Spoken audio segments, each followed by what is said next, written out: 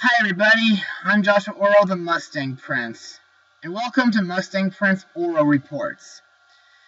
Now today, I want to introduce you all to the very first movie monster I've ever encountered during my childhood. The ape wonderer of the world himself, King Kong. It's a story about a film crew who journey to an undiscovered island where a giant gorilla is worshipped as a god by local natives. The beast takes a liking to a beautiful young woman named Anne Darrow. After the crew encounters many perils of the island, like non-extinct dinosaurs and giant lizards, Kong is then captured and taken to New York City, where he escapes, runs wild, and climbs the Empire State Building within his grasp, where he's shot down by airplanes and falls to his tragic death. The film was directed by Marion C. Cooper, with effects done by Willis O'Brien, and to this day, it has been, known to be a very legend of a film. And over the years, there have been a few other Kong films, like the Toho spin-offs, a few animated ones, like the Rankin Bass TV show, King Kong the Animated Series from 2001, including an awful animated musical remake from 1998. And speaking of remakes, there was one that was made in 1976, which I have mixed feelings about. And it also had a horrible sequel known as King Kong Lives. Now, to be honest, I wasn't introduced to Kong by watching the 1933 film. Heck, I didn't even rent it from Netflix until several weeks ago.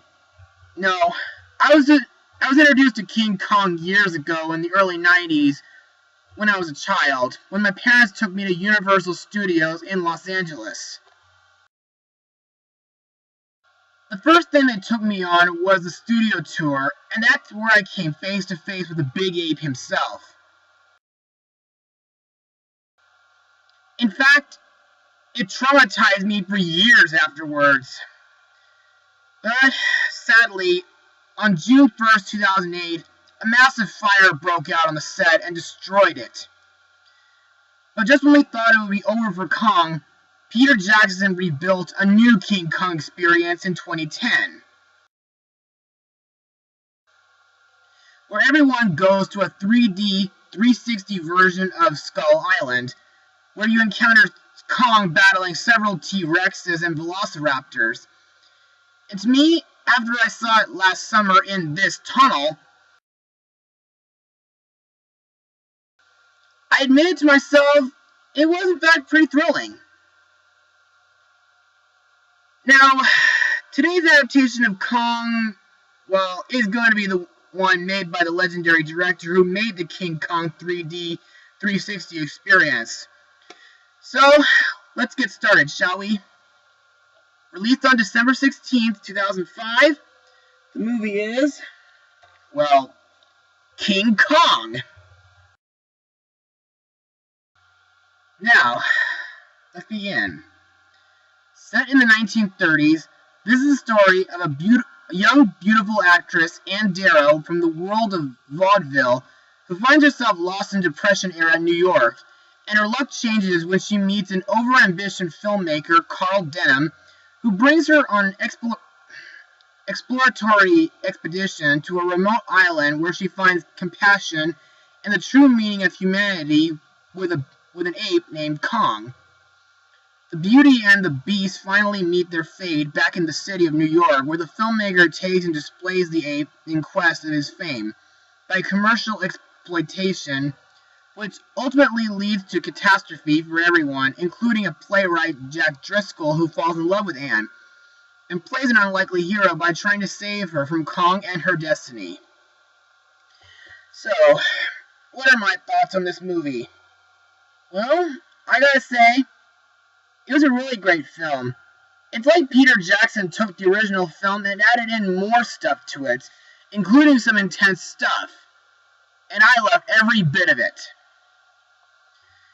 So, let's move on to my Mustang notes. Now, how did this remake get started anyway?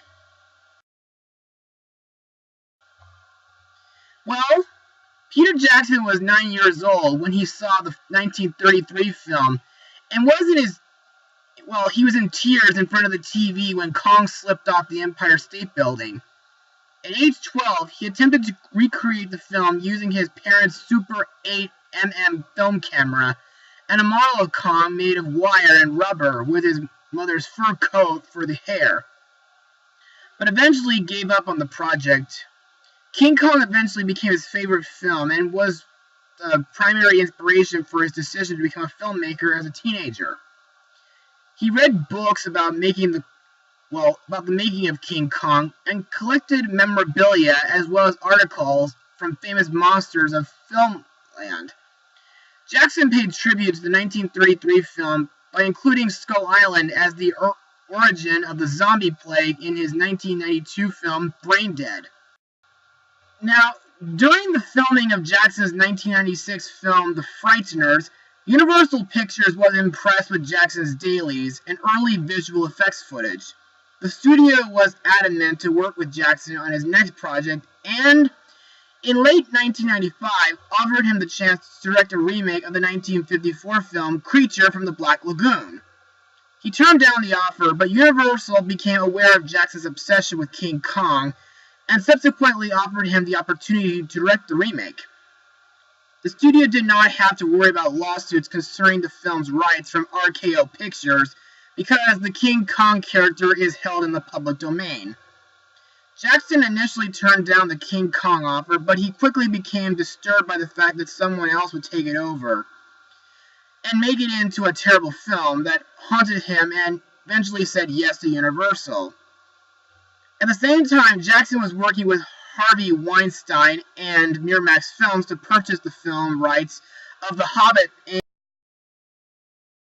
and the Lord of the Rings films, while the 20th Century Fox was trying to hire him for the 2001 remake of Planet of the Apes. Jackson turned down Planet of the Apes and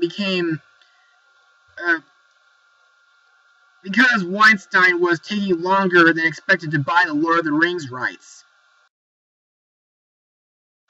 Jackson decided to move forward on to King Kong. Weinstein was furious, and as a result, Jackson proposed a deal between Universal and Miramax that the two studios would equally finance King Kong with Jackson's production company, Wingnut Films. Universal would receive distribution rights in the U.S., while Miramax would cover foreign territories. Jackson was also warranted the right of final cut privilege, a percentage of the gross profits, as well as an artistic control. Universal allowed all filming and visual effects to be handled entirely in New Zealand. The deal was settled in April 1996, and Jackson, along with his wife, Fran Walsh, began working on the King Kong script. In the original draft, Anne was the daughter of a famed English archaeologist named Lord Linwood Darrow, exploring ancient ruins in Sumatra. They would come into conflict with Denham during his filming, and they would uncover a hidden Kong statue and the map of Skull Island. This would indicate that the island natives were the last remnants of a cult religion. They had once thrived on Asia's mainland. Instead of a playwright, Jack was the first mate and an ex-World War I fighter pilot, still struggling with the loss of his best friend, who had been killed in battle during a World War I prologue. The cameraman Herb is the only supporting character in the original draft who made it to the final version. The fight between Kong and the three T-Rexes also changed from the original draft. In the draft, Anne is actually caught in the T-Rex jaws, where she becomes weighed and slashed by the teeth. Kong gets her out, but she has suffered from a fever from which she then recovers. Universal approved of the script with Robert Zemeckis as an executive producer, and pre-production for King Kong started. The plan was to begin sometime in 1997 for a summer 1998 release date. Weta Digital and Weta Workshop, under the supervision of Richard Taylor and Christian Rivers, began work on early visual effect tests, specifically the complex task of building a CGI version of New York City circa 1993. Jackson and Walsh progressed with a second draft script, sets between being designed and location scouting commenced in, Sumatra and New Zealand. In late 1996, Jackson flew to production of, the 1997 film Titanic in Mexico to discuss the plan of Andera with Kate Winslet, with whom he previously worked with on his 1994 film Heavenly Creatures. Minnie Driver was also being reportedly considered. Jackson's choices for Jack Driscoll and Carl Denham included George Clooney and Robert De Niro. However, development for King Kong was stalled in 1997 January when Universal became concerned over the upcoming release of the 1998 film Godzilla, as well as other ape-related remakes with the 1998 film Mighty Joe Young, and the 2001 film Planet of the Apes. Universal abandoned King Kong in February 1997 after Weta Workshop and Weta Digital had already designed 6 months' worth of pre-production. Jackson then decided to start work on the Lord of the Rings film series. With the financial and critical success of the 2001 film Fellowship of the Ring and the 2002 film The Two Towers, Universal approached Jackson in early 2003 during the post-production of The Return of the King, concerning his interest in restarting development on King Kong. In March 2003, Universal set a target, December 2005 release date, and Jackson and Walsh brought Lord of the Rings co-writer Philippa Boyens on to help rewrite their 1996 script. Jackson offered New Line Cinema the opportunity to co-finance with Universal, but they declined. Universal and Jackson originally projected a $150 million budget, which eventually rose to $175 million. Jackson made a deal with Universal whereby he would be paid a $20 million salary against 20% of the box office gross for directing. Producing and co-writing, he shared that fee with co-writers Walsh and Boyens. However, if King Kong were to go over its $175 million budget, the penalties would be covered by Jackson. Immediately after the completion of The Return of the King, Weta Workshop and Weta Digital, supervised by Richard Taylor, Christian Rivers, and Joe Lettieri, started pre-production on King Kong. Jackson brought back most of the crew he had on Lord of the Rings series, including cinematographer Andrew Lesney, production designer Grant Majors, art directors Simon Bright and Dan Hanna, conceptual designer Alan Lee, and editor Jamie Selkirk. Jackson, Walsh, Boyens began to write a new script in late October 2003. Jackson acknowledged that he was highly unsatisfied with the original 1996 script. That was actually just Fran and Peter very hurriedly getting something down on paper. Boyens explained. It was more of one of many possible ways that the story could go. The writers were adamant to base the new script on the 1933 film rather than the 1996 script. They also included scenes that were either uncompleted or entirely omitted from James Asher Krellman's original script in the cutting room floor. In a scene where Kong shakes the surviving sailors pursuing Anne and himself from a log into a ravine, it was originally the intention of directors Marion C. Cooper and Ernest B. Schoedsack to feature giant spiders emerging from the rocks to devour their bodies. This was cut from the original release print and remains known to Kong fans only via a rare still that appeared in Famous Monsters of Filmland. Jackson included this scene and elaborated upon it. Jackson, Walsh, and Boyens also cited Theodore W. Lovelace's 1932 novelization of King Kong as inspiration, which included the character Lumpy. To make the relationship between Andero and Kong plausible, the writers studied hours of guerrilla footage. Jackson also optioned Early Havoc, a memoir written by vaudeville performer June Havoc, to help Walsh and Boyens flesh out Andero's characterization. Carl Denham was unintentionally modeled after and inspired by Orson Welles. Never heard of him. Their new draft was finished in February 2004. Principal photography started on September 6, 2004 at Camperdown Studios in Miramar, New Zealand. Camperdown housed the native village and the Great Wall, while the streets of New York were constructed on its backlot.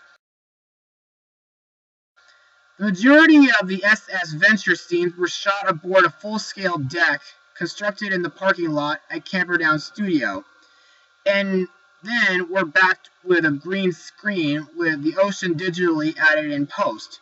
Scenes set in the Broadway theater from which King Kong makes his escape were filmed in Wellington's Opera House and at Auckland Civic Theatre. Filming also took place at Stone Street Studios, where a new soundstage was constructed to accommodate one of the sets.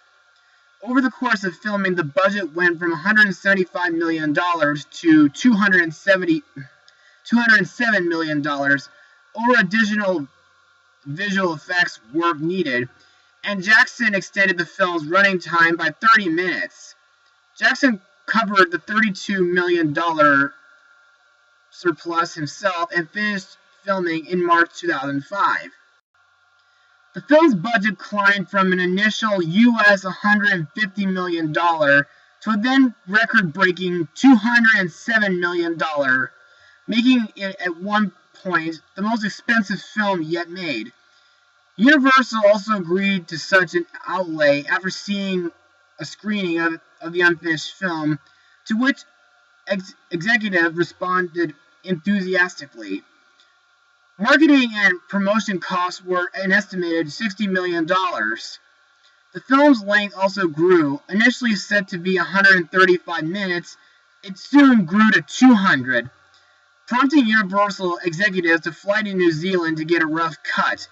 But they liked it, so their concerns were addressed. Other difficulties included Peter Jackson's decision to change composers from Howard Shore to James Newton Howard several weeks before the film opened. Jackson saw King Kong as an opportunity for technical innovations in motion capture, commissioning Christian Rivers of Weta Digital to supervise all aspects of Kong's performance. Jackson decided early on that he did not want Kong to behave like a human, and so he and his team studied hours of guerrilla footage. Apart from Kong, Skull Island is inhabited by dinosaurs and other large fauna. Inspired by Dougal Dixon's works, the designer imagined what 65 million years or more of isolated evolution might have done to dinosaurs. Now, there are some things I need to mention about this film. For example, while I did see what New York City was like several months before the film was released, I did enjoy how it looked here. It almost looked like a 1930s New York, which is what the recent A should have been like. I also liked in the beginning they showed things that were during that time period, like lots of unemployed people, because this was the Great Depression after all. Now, about the SS Venture, I'm glad Peter Jackson stuck to its original name, unlike the Mighty Kong, where they call it SS Java Queen. Anyway, I have mixed feelings about this ship. Now, I'm not saying it's bad, because it's not. I'm just saying it's not the kind of ship I would ride, because some of the hallways are pretty tight that they almost feel like you're squeezing through a thin straw. And the staterooms are pretty small. But on the other hand, the deck is great, and the other rooms are okay, including the cargo room below. Next, about Skull Island, I gotta say, it's really creepy looking, and some parts of it give me the willies. For example, some of the rocks surrounding the island look like they have faces and mouths with teeth on them. And the native village is really intense looking too, especially when it starts out with nobody around.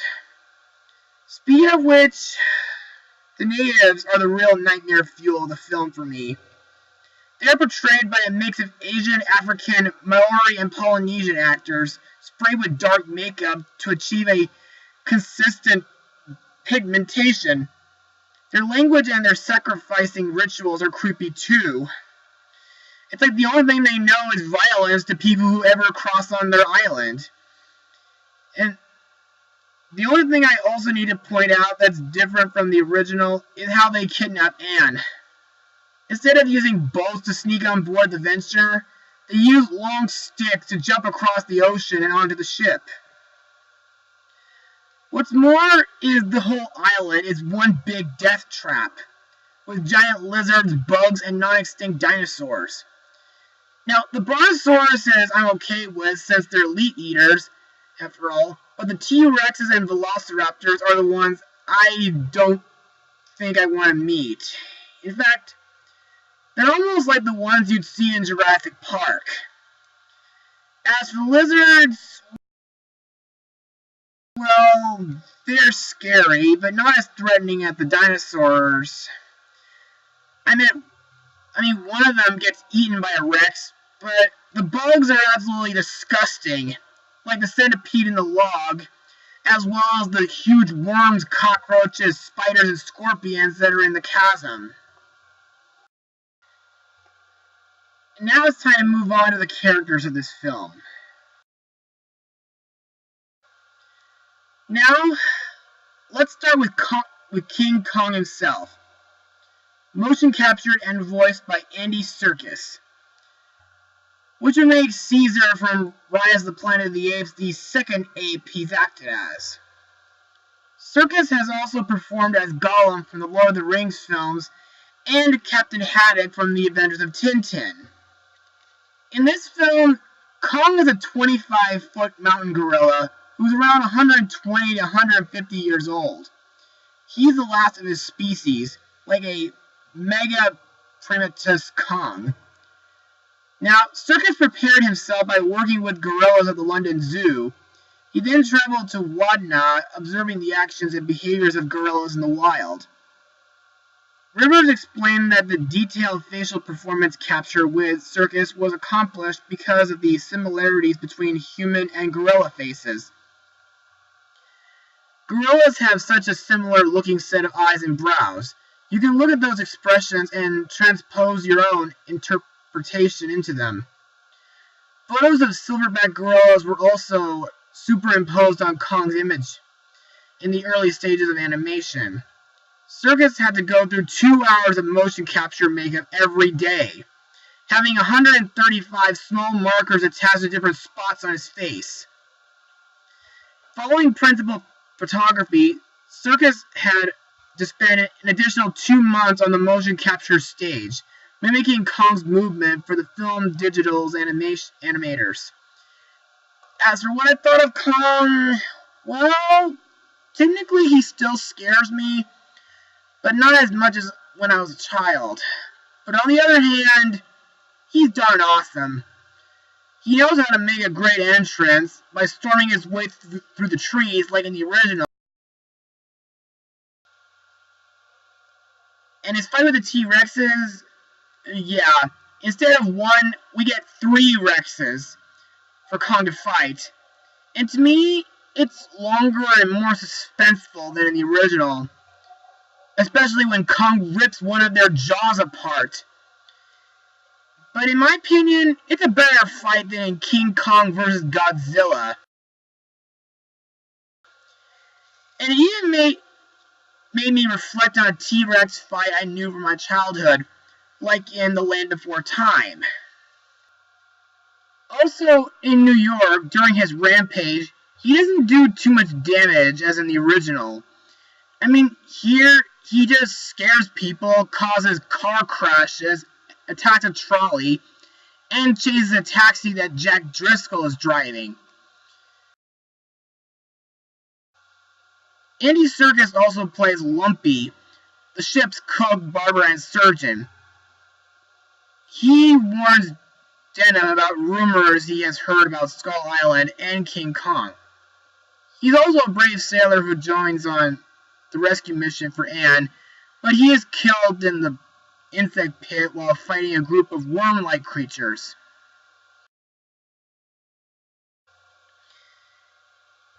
Our main heroine, Anne Darrow, is played by Naomi Watts. Now, while Faye Ray is the classic Anne Darrow, in my opinion, Naomi does a great job as her. She's a struggling vaudeville actress who is desperate for work. Carl first meets her when she tries to steal an apple from a fruit stand. Further into the voyage, she falls in love with Jack Driscoll and forms a secret relationship with Kong. But while the original Anne was scared of Kong, mostly throughout the original, in this, she warms up to Kong pretty quickly. She even has had Kong laugh when she's doing a few of her comedic acting movements. Also, instead of Kong finding her in a hotel room, she goes to him in the streets in order to try to calm him down.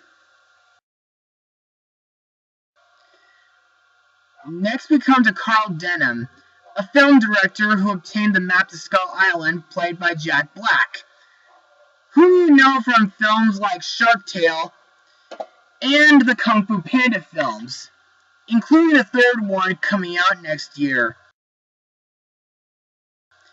Also, he's set to be in the upcoming Goosebumps film this fall. Now, due to his debts, Carl starts to lose his moral compass and obsesses over his film to the point that he disregards safety. Now, you might argue that Jack Black may or may not be the right choice for Denham, but in my eyes, he does a decent job, but not as good as Robert Armstrong, but still pretty decent. Next we come to Jack Driscoll, played by Adrien Brody. Now, unlike how he is in the original film, he's a comedic scriptwriter who falls in love with Anne. He unwittingly becomes part of the voyage when, while delivering a script to Denham, he is delayed before he can get off the venture and later writes a comedy show for Anne. The rest of the cast includes Thomas Kretschmann as Captain Engelhorn, the German captain of the SS Venture. Evan Park as Mr. Hayes, Engelhorn's first mate. And lastly, Jamie Bell as my second favorite character in this film, Jimmy. And now it's time for my final words of this film. Overall, this remake of King Kong, in my opinion, is the best remake of the classic film. It has great visuals, the action is intense, the characters mostly stay true to the original, and Andy Serkis' performance as Kong is unforgettable. Also, I recommend you to see this film if you love the 1933 film, but try not to be creeped out at a few of the stuff on Skull Island like I did. As for my rating, well, you know what? I'll go ahead and give it a full 100%, because there's hardly a bad thing in this film, and every moment of it was pure King Kong awesomeness. Well, that's it for today, guys. Now I just need a few days left to rest until I think of another decent idea for another blog. So then, Mustang power.